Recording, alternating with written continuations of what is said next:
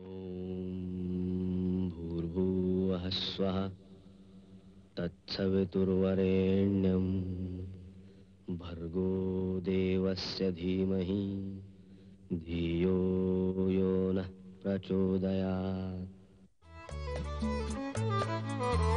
सुख आणिक दुःख यांना सांधते आहे, जीवनाशी ती कधीची भांडते आहे।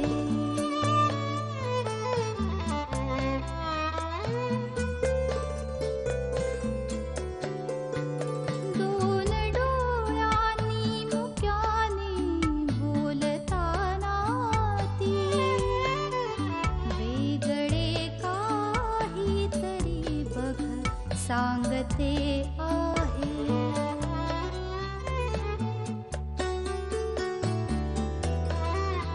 जीवनाचे एक गाणे गात जाताना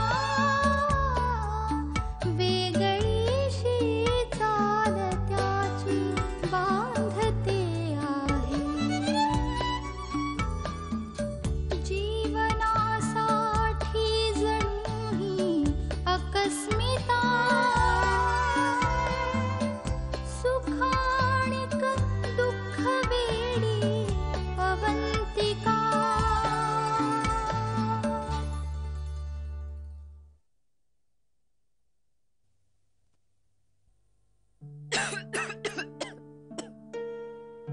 मैथिली पाणी दे.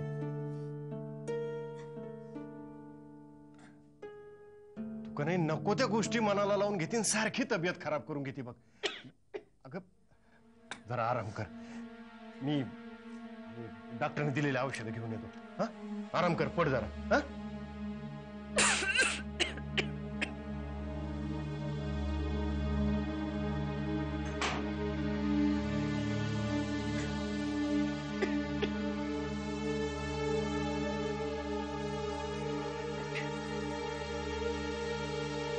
अरे काका पाकिट.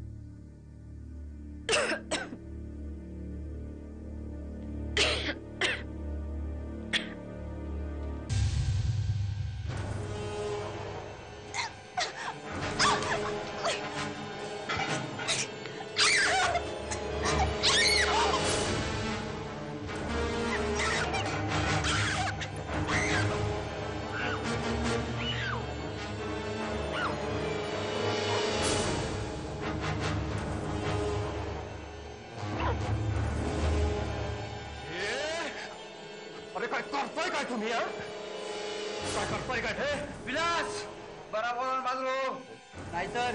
अरे हात कुणाला दाखवतोय? हाताचे इतके तुकडे करीन की मोजता मोजता आयुष्य निघून जाईल तुझं, असं म्हणतो. अरे डोळे या विलासला दाखवतोस की काय? काय चाललंय काय? कोणी पाठवलं तुम्हाला? सांगा बराबर. कोणी पाठवलं तुम्हाला? जहागीरदार बाईंनी पाठवलं. काय जहागीरदार बाईंनी?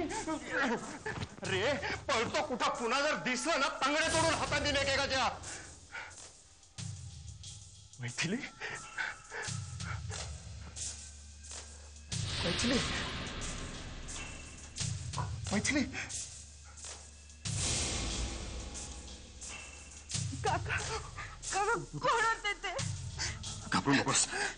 काका काका काका बस बस. तू व्यवस्थित आहेस ना? मला खूप भीती वाटते.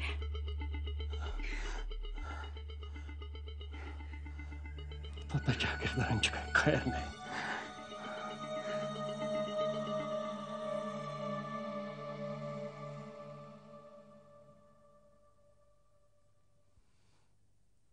जहागीरदार, हो जहागीरदार.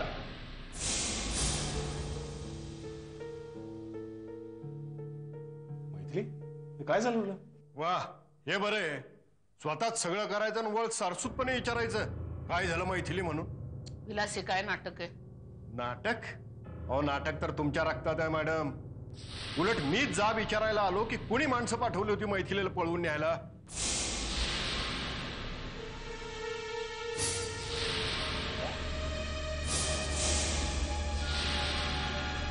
किडनॅप? हो मी वेळेवर पोहोचलो म्हणून पुढचा अनर्थ टाळला माहिती आहे. नाही तर तुम्ही तर मैथिलीच्या जीवावरच उठला होता. विलास, बस मॅडम, आणखी नाटकं नको आहेत मला आता. विलास तोंड सांभाळ. त्यापेक्षा तुम्ही तुमच्या आई साहेबांना सांभाळा ना. त्यांनीच पैसे दिले नव्हते का मला मैथिलीला घेऊन कोल्हापूर सोडून जायला? मामा, पण मी हिच्या बाजूने उभा राहिलो म्हणून तुम्हाला काय करता येणार. म्हणून बाई साहेबांनी माणसं पाठवून हिला पळवून न्यायची योजना आखली होय. आम्ही असं काही केलेलं नाहीये. अच्छा, मग मैथिलीच्या वाईटावर कोण आहे अख्ख्या कोल्हापुरात? ते तुला आणि मैथिलीलाच ठाऊक. वा, म्हणजे तुम्हाला काहीच ठाऊक नाही. बाई साहेब, खरं म्हटलं तर आम्ही पोलिसात कंप्लेंट देऊ शकतो, पण जागीरदाराशी नमक हरामी नको म्हणून गप राहतो. पण पुन्हा जर का असं काही घडलं आणि मैथिलीच्या नाकाला बी धक्का लागला ना, तर माझे इतकं वाईट कोण नाही सांगून ठेवतो. चल मैथिली.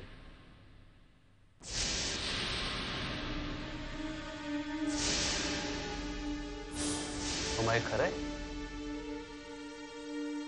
ह्याचं बोलणं खरं मानताय तुम्ही? विश्वास वाटतो तुम्हाला ह्याच्या बोलण्यावर? आपल्याकडनं पैसे उकळण्याचा नवा मार्ग शोधून काढलाय ह्यानं. आपल्याला धमक्या देऊन आपलं जगणं कठीण करणारा नमक हरामीच्या गोष्टी करतोय. आम्हाला तर वाटतंय ही मैथिलीची एक वेगळी चाल आहे. मामा, तुम्हाला मिळवण्यासाठी ती कुठल्याही थराला जाईल. प्लीज मामा, तिच्याबद्दल असं काही बोलू नका.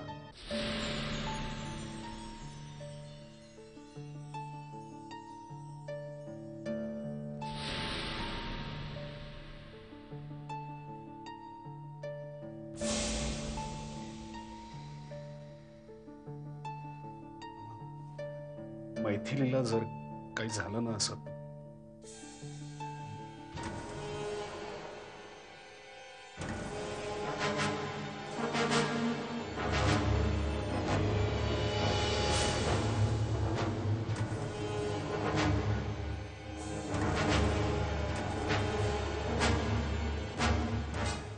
पप्पा, शी इज अनकन्सोलेबल. या सगळ्या प्रकरणाचा तिच्या मनावरती केवढा मोठा आघात झाला असेल याची कल्पना आहे मला. आपण फसवले गेलो आहोत याचं दुःख तर आहेच, पण तो तिचा अपमान आहे, भ्रमनिरास. I can understand.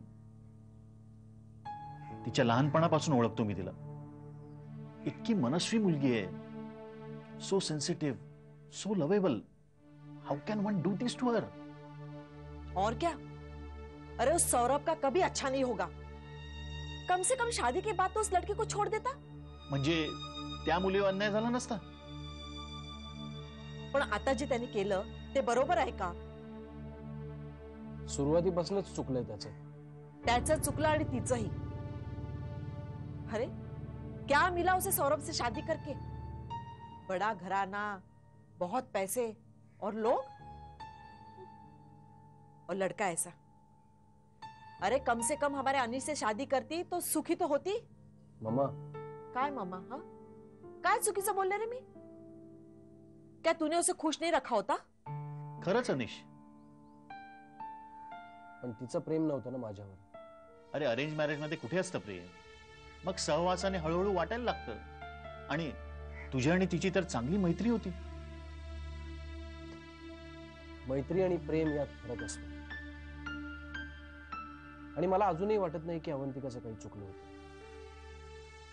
तिला त्यावेळी जे योग्य वाटलं, जे पटलं ते तिनं केलं. यात तिची काही चूक नाहीये. कदाचित तिच्या नशिबाची.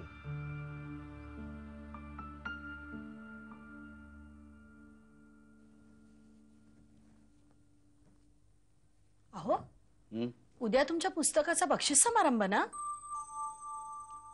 हो. कसलं बक्षीस? अगं, यांच्या पुस्तकाला महाराष्ट्र राज्याचा पुरस्कार मिळालाय. हो बाबा.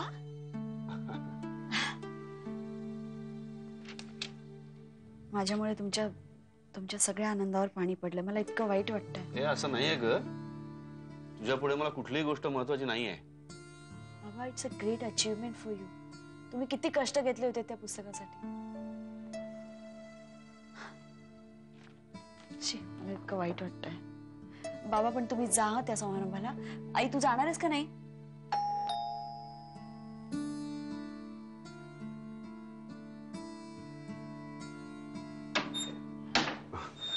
नमस्कार. तुम्ही या ना आत या. या ना.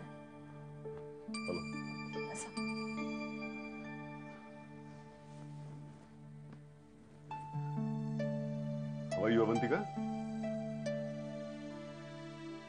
ठीक आहे.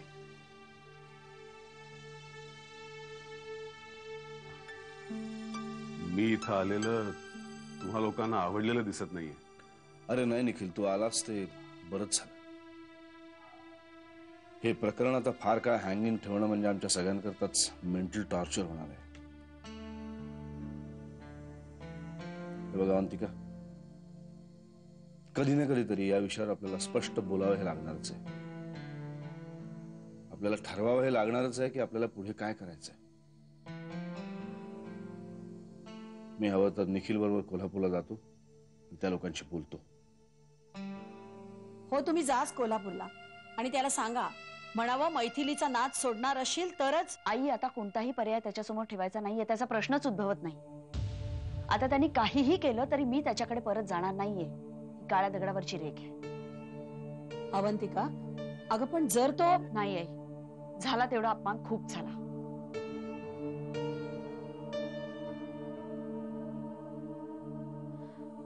आई, मला कळतंय तू हे सगळं का म्हणतेस. तुला भीती वाटते की लोक काय बोलतील, म्हणून तू प्रयत्न करतेस ना की शक्य तेवढ्या लवकर हे सगळं मिटावं. हो, मग तोही विचार नको का करायला? त्याची काही गरज नाहीये. मला वाटतं आपण सरळ डिव्होर्सची नोटीस पाठवावी. डिव्होर्सची नोटीस? होय. म्हणजे अवंतिका, फक्त एक सही करून तू त्यांना सोडून देणार आहेस?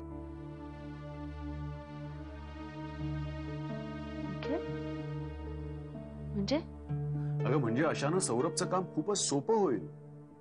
तू तिथं नाहीसे पाहून कदाचित स्वतःच्या बचावा करता तो तुझी बदनामी सुद्धा करेल. हो, त्या हे सहज करू शकतात. विशेषतः मुलांची कस्टडी आणि आर्याची कस्टडी मिळवण्यासाठी तर त्या कोणत्याही थराला जाऊ शकतील. पण निखिल, इतक्या लहान मुलांची कस्टडी आईकडे असते ना. You right. अवंती, अगं विचार काय तुझा? त्यांना त्यांची चुकीची जाणीव अजून झाली नाहीये. ती जाणीव करून देणार मी. अवंतिका आणि अवंतिकासारख्या मध्यमवर्गीय मुलींना गृहीत धरणाऱ्या सो कॉल्ड उच्चभ्रू माणसांना मला दाखवून द्यायचंय की आमच्याकडे पैशाची श्रीमंती नसेल, पण आम्ही चारित्र्य संपन्न माणसं आहोत. आम्हाला गृहीत धराल ना तर ती तुमची चूक होईल. मुली काय करतात, मुली खूप दुबळ्या असतात, माहेरी जाऊन रडतात, भेकतात आणि परत समाजाला घाबरून आई वडिलांच्या दबावाला बळी पडून सासरी निघून जातात. नाहीतर मुकाटपणे घटस्फोटांच्या कागदावर सह्या तरी करतात आणि मग पुढचं आयुष्य स्वतःही कुडत काढतात आणि घरातल्या सगळ्यांवर आपल्याला नको असलेल्या अस्तित्वाचं ओझं लादून आयुष्य ओढत बसतात. अवंतिका, आई, मी काय इथे राहायचं? तुम्हाला का त्रास द्यायचा मी? म्हणजे कुठं जाणार आहेस तू? मी परत जाणार आहे जहागीरदारांच्या श्रीमंत वाड्यात. काय? हो बाबा, मी परत जाणार. का तुम्ही माझा आणि माझ्या मुलांचा खर्च माझा घटस्फोट होईपर्यंत तरी उचलायचा? मी तिथेच जाणार आणि त्यांना धडा शिकवणार. अवंती, अगं पण. काकू, मला वाटतं अवंतिका जे करते ते बरोबर आहे. निखिल, तू सुद्धा. हो काकू, सौरभ माझा मावस भाऊ असला, ते माझ्या मावशीचं घर असलं तरी तिथल्या चालीरीती, तिथले संस्कार, ते आचार विचार, त्यातला बेगडीपणा आणि आमच्या मावशीचा हेकेखोरपणा हे आम्हाला कधीच पटलं नव्हतं. आता आईची बहीणच आहे, त्यामुळे आई तिकडे जात असली तरी आमच्यापैकी कोणी क्वचितच तिथं जायचं आणि म्हणूनच तिथं जाऊन सौरभला जाब विचारावा असंही मला कधी वाटलं नाही. अवंतिका जे आता म्हणते त्याला सेकंड थॉट द्यायची मला गरज वाटत नाही, कारण त्यांनी किती मोठी चूक केली हे त्यांना कळलंच पाहिजे. आणि अवंतिका, यू डोंट वरी, कारण तू तिथे एकटी नसणार आहेस. आमच्या घरचे तुझ्या पाठीशी असतील आणि अश्विनी आहे ना तिथे. आणि खरं सांगू, मला वाटतं अवंतिका एकटी या सगळ्यांना तोंड द्यायला समर्थ आहे. म्हणजे अवंती, तू तिथं परत जाणार आहेस?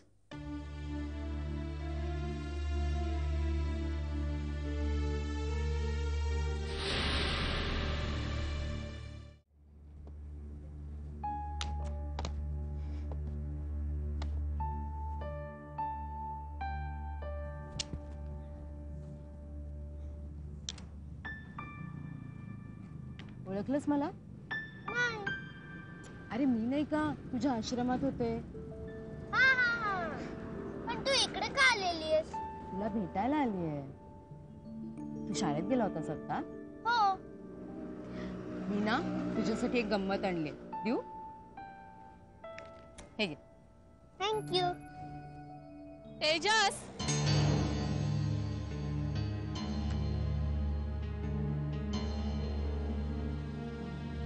आधी फेकून दे.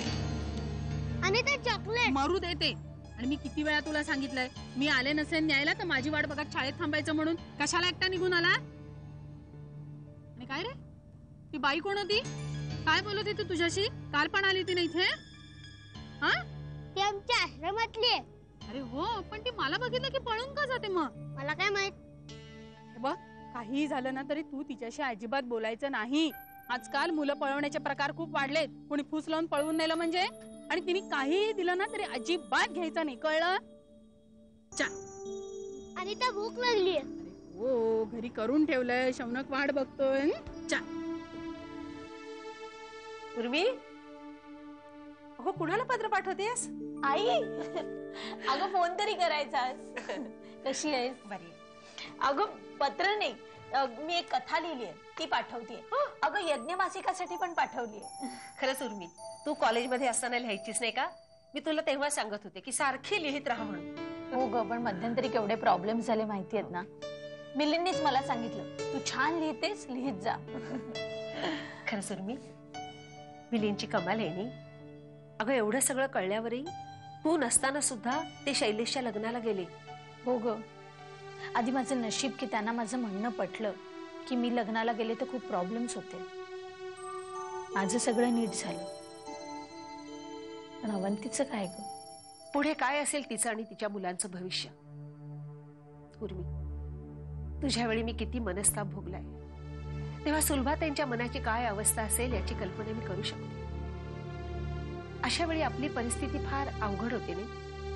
आपण त्यांना धीर द्यायला गेलो की त्यांना वाटायचं की मुद्दाम झालं की काय. आत्ता आत्ता कुठे तर सानिकाचं व्यवस्थित व्हायला लागलंय, पण अवंतीचं म्हणजे.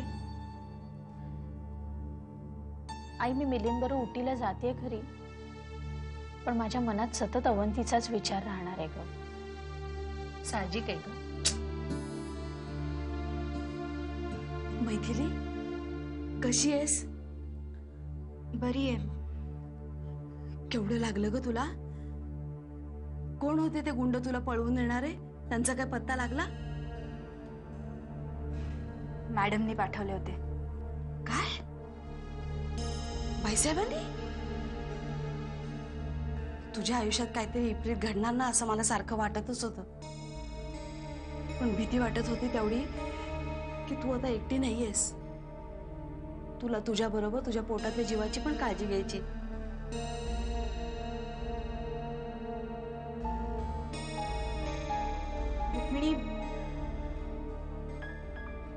रुक्मिणी, आता तसं काही नाहीये. मी खोटं बोलत होते. काय? खोटं बोललीस? रुक्मिणी, मी तुला सांगितलं तेव्हा मला असं वाटत होतं की मी आई होणार आहे, पण तसं काही नाहीये. या सगळ्या गोष्टी सौरभ दादांना माहितीयेत? हो, मी त्याला सांगितलंय. मैथिली, तुला असं नाही वाटलं की ही गोष्ट मला सांगावी म्हणून तू माझ्याशी पण खोटं बोललीस? का नाही मला सांगितलं सगळं? रुक्मिणी, मी खरंच सांगते. ही गोष्ट सगळ्यात पहिले मी तुलाच येऊन सांगणार होते. अगं पण तेव्हा माझ्या मनाची स्थिती अशी होती, मला काय बोलू काय नको काहीच कळत नव्हतं. एकच आशेचा किरण होता. असं वाटत होतं सौरभला कळलं की मी आई होणार आहे तर तो माझ्याकडे परत येईल, परत माझ्यावर प्रेम करेल. पण माझी आशा खोटी ठरली. तसं काही नाहीये.